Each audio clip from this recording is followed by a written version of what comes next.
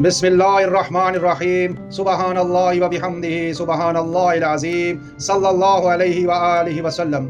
ایک دفعہ حضرت علی کرم اللہ وجہ مسجد کوفہ میں بیٹھے کچھ صحابہ کرام کو واعظ و نصیحت فرما رہے تھے۔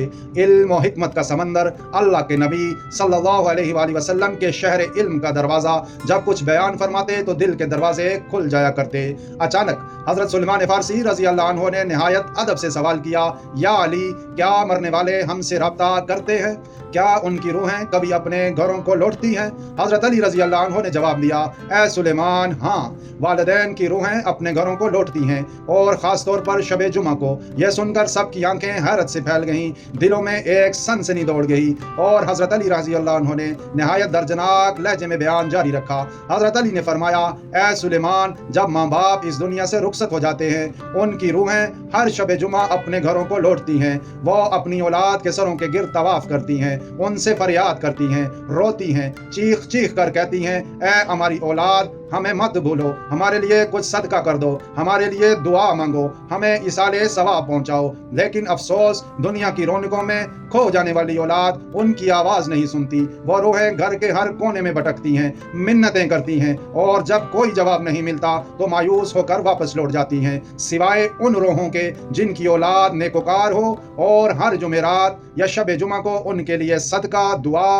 اور ایصال ثواب کرتی ہو۔ وہ روحیں خوشی سے جھوم اٹھتی ہیں، اللہ کا شکر ادا کرتی ہیں، اور فخر سے کہتی ہیں، یا اللہ، میری اولاد نے مجھے یاد رکھا، میری بخشش کے لیے صدقہ کیا، دعا مانگی، اے رب تو بھی اس پر رحم فرما۔ پھر حضرت علی نے فرمایا، جب کوئی اپنی مرحوم والدہ یا والد کے لیے دعا کرتا ہے، صدقہ کرتا ہے، قرآن پڑھ کر بخشش کی نیت کرتا ہے، تو وہ روحیں اللہ سے یوں دعا کرتی ہیں، یا اللہ، جس طرح میری اولاد نے دنیا میں مجھے یاد رکھا، مجھ پر احسان کیا، میری مغفرت کے لیے دعا کی، تو بھی ان پر رحم فرما، انہیں دنیا کی پریشانیوں، دکھوں، بیماریوں، قرضوں اور مصیبتوں سے نجات دے۔ روحیں بھی احسان کو پہچانتی ہیں، وہ اللہ کی بارگاہ میں تمہارے لیے فریاد کرتی ہیں۔ ناظرین کرام، جس دن ہمیں قبر میں اتارا جائے گا، مٹی ہمارے جسم کو ڈھانپ لے گی اور دنیا کی آوازیں بند ہو جائیں گی۔ اس دن ہمیں اندازہ ہوگا کہ مرنے کے بعد کسی کی دعا اور صدقہ کتنی بڑی نعمت ہے۔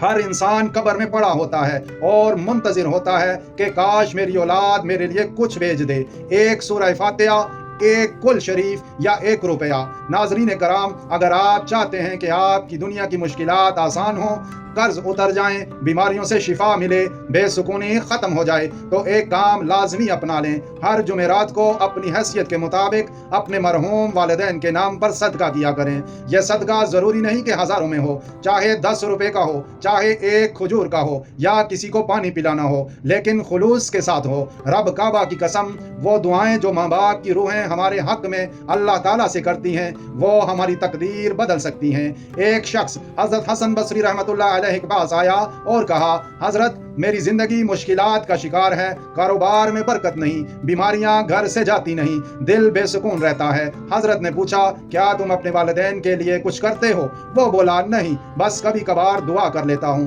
حضرت نے فرمایا، اے شخص، جا اپنے والدین کے لیے ایصال ثواب کر، ان کے نام پر صدقہ دے، اور ہر شب جمعہ دعا کیا کر۔ چند مہینے بعد وہ شخص واپس آیا، چہرہ روشن، دل مطمئن، آنکھوں میں سکون۔ حضرت، میری دنیا بدل گئی، برکت ہی برکت ہے۔ ناظرین کرام، ہماری دعاؤں، نیکیوں، صدقات کے سب سے زیادہ محتاج ہمارے وہ والدین ہوتے ہیں جو دنیا سے جا چکے ہیں۔ آج ہم زندہ ہیں، کل ہم بھی زیر زمین ہوں گے، تب ہمیں بھی اپنی اولاد سے یہی امید ہوگی۔ آج جو ہم کریں گے، کل ہمارے ساتھ بھی ویسا ہی ہوگا۔ تو آئیے ابھی عہد کریں، ہر جمعرات اپنے والدین کے لیے دعا کریں گے، ان کے نام پر صدقہ کریں گے، قرآن پاک پڑھ کر ان کی روح کو بخشیں گے، اور اپنی اولاد کو بھی یہی سکھائیں گے۔ اللہ ہمیں نیک اولاد بنائے، اور جب ہم اس دنیا سے جائیں تو کوئی ہمارے لیے بھی دعاؤں کے چراغ روشن کرے۔ اللہ کریم آپ سب کو برکت اور عافیت عطا فرمائے، آمین یا رب العالمین۔ جزاک اللہ خیر۔